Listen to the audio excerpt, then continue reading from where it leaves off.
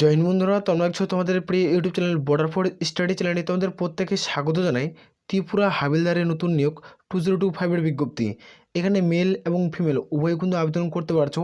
যারা মাধ্যমিক পাস করবে তাদের 10,000 শূন্যপদে বয়স, বেতন, যোগ্যতা, পরীক্ষার সিলেবাস সম্পূর্ণ কিছু আমরা আলোচনা করছি। ভিডিওটি সম্পূর্ণ দেখে যারা যোগ্য তারা কিন্তু ত্রিপুরা হাবিলদার কিন্তু রিক্রুটমেন্টে করাচ্ছে। তো এই পোস্টে তোমরা প্রত্যেকে ফর্ম ফিল আপ কিন্তু করতে পারছো, মেল এবং ফিমেল উভয়। তো হাইট কী লাগবে, উচ্চতা কী লাগবে, সম্পূর্ণ কিছু আলোচনা কিন্তু করবো।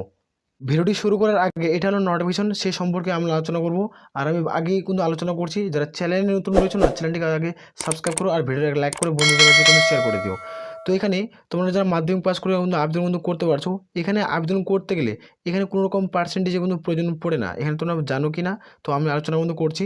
তো নোটিফিকেশনে আমরা সম্পূর্ণ কিছু আলোচনা করবো স্টেপ বাই স্টেপ। তো ভিডিওটি সম্পূর্ণ দেখবে। এটা হলো নোটিফিকেশন। এখানে যেটা তোমাদের ফর্ম ফিল আপ শুরু হচ্ছে দেখতে পাচ্ছ, 8 নম্বর পয়েন্টে উল্লেখ করে তোমরা প্রত্যেকে দেখতে পেয়ে যাবে। তো 8 নম্বর পয়েন্টে আসবে নোটিফিকেশন, তোমরা প্রত্যেকে টেলিগ্রাম চ্যানেলে কিন্তু পেয়ে যাবে। এখান থেকে 8 নম্বর পয়েন্টে উল্লেখ করেছে যেখানে তোমাদের মধ্যে হাবিলদারের ভ্যাকান্সি রয়েছে। দেখতে পাচ্ছ তোমাদের হাবিলদার সিবিআই এবং সিবিএন এক্সামিনেশন 2025। তো এখানে আবেদন যেটা শুরু হচ্ছে 26শে জুন 2025 থেকে ফর্ম ফিল আপ শুরু হবে, যেখানে তোমাদের জুলাই মাসের 25 তারিখে লাস্ট এবং পিছনে লাস্ট ডেট। আর সেপ্টেম্বর এবং অক্টোবর তোমাদের এক্সাম কিন্তু কন্ট্যাক্ট করাবে। তো এটা হলো নোটিফিকেশন। এবার আমি ডিটেলসে ড্যাশবোর্ডে ক্লিয়ার করে বুঝাবো। তো ভিডিওটি সম্পূর্ণ দেখবে। আসলে প্রত্যেকটা বিষয় কি, এইখানে তোমাদের বাংলা ভাষায় তোমরা প্রত্যেকে পরীক্ষা দিতে পারছো। এখানে বাংলা এবং হিন্দি ভাষা থাকবে, তার সাথে সাথে তোমরা ইংলিশ ভাষাও কিন্তু পেবে। তোমরা 3টা ভাষা, তোমাদের যে কোনো একটি ভাষাকে চুজ করতে হবে। যেটা ভাষা তোমাদের বলে মনে হবে যে আমি বাংলা ভাষায় পরীক্ষা দেবো, তুমি বাংলা ভাষায় পরীক্ষা দিতে পারবে। তুমি হিন্দি ভাষায় চাইলে হিন্দি ভাষায় পরীক্ষা দিতে পারো, কিন্তু কাট অফ কিন্তু তোমাদের সেম কাট অফ যাবে।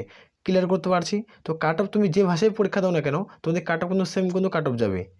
এখানে তোমরা প্রত্যেকে দেখতে পাচ্ছ অন স্ক্রিন। আমি ড্যাশবোর্ডে ক্লিয়ার করে বোঝাচ্ছি। প্রথমে আমি নোটিফিকেশন, অনলাইন আবেদন ডেট, অনলাইন আবেদন লাস্ট ডেট, পরীক্ষার ডেট সম্পূর্ণ আলোচনা করছি। এখানে এসএসসি, এমটিএস অ্যান্ড হাবিলদারে যেটা ভ্যাকান্সি পাবলিশ করছে, টোটাল ভ্যাকান্সি তোমরা দেখতে পাচ্ছ 9,583টা ভ্যাকান্সি। 9,583টা ভ্যাকান্সি মেল ফিমেলের ক্ষেত্রে। কোয়ালিফিকেশন তোমাদের যারা মাধ্যমিক পাস করবে যে কোনো বোর্ড থেকে, যে কোনো শাখা থেকে, কোনো রকম পার্সেন্টেজ লাগবে না, তাহলে কিন্তু প্রত্যেকে ফর্ম ফিল আপ করতে পারছো। এখানে যেটা এজ লিমিট 18 থেকে 27-এর মধ্যে হতে হবে। যারা এসসি এসটি প্রার্থী তারা 5 বছরের ছাড়, ওবিসি প্রার্থী হলে তোমরা 3 বছরের ছাড় পাচ্ছ। আর যারা এমটিএস পদে ফর্ম ফিল আপ করবে 18 থেকে 25-এর মধ্যে বয়স হলে তোমরা প্রত্যেকে ফর্ম ফিল আপ কিন্তু করতে পারছো। এখানে এক্সাম ডেট সেপ্টেম্বর থেকে অক্টোবরের মধ্যে তোমার 2025-এ কিন্তু পরীক্ষা হচ্ছে।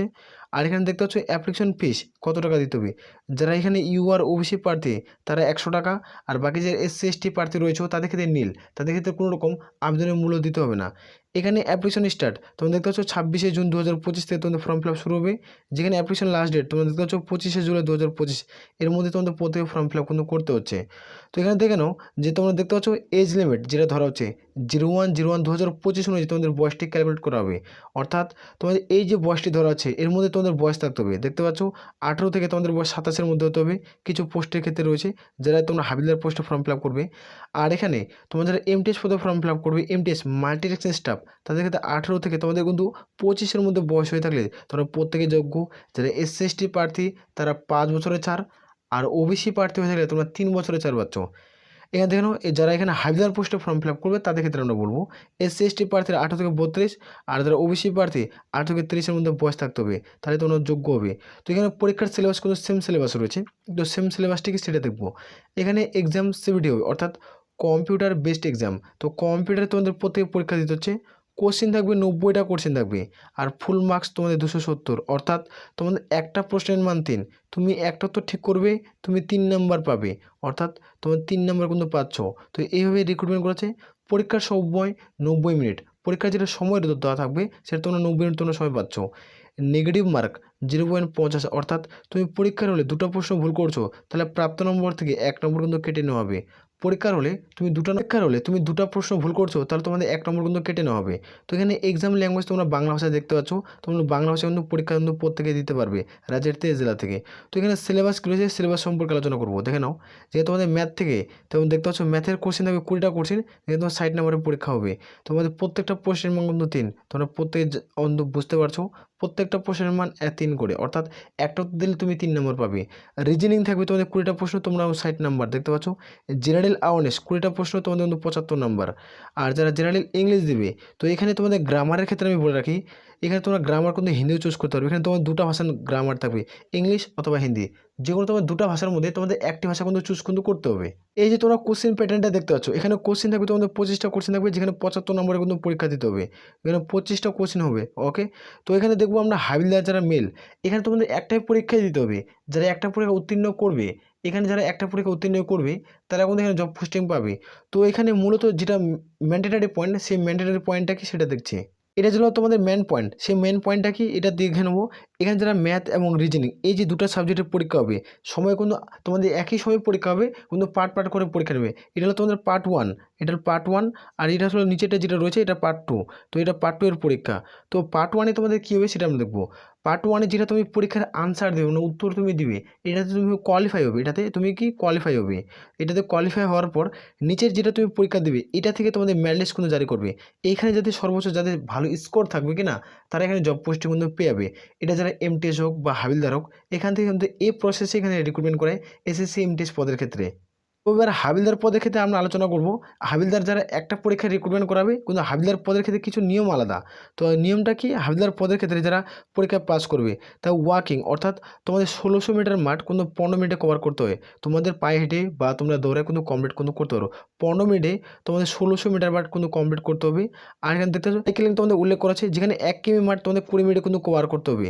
এখানে তোমরা প্রত্যেকেই তোমাদের এই মাঠগুলো কিন্তু ফলো কিন্তু করতে হবে স্টেপ বাই স্টেপ, তারপর তোমরা সাকসেস কিন্তু পেয়ে যাবে। তো হাবিলদার যারা ফিমেল প্রার্থী তাদের ক্ষেত্রে সেম প্রসেস রয়েছে।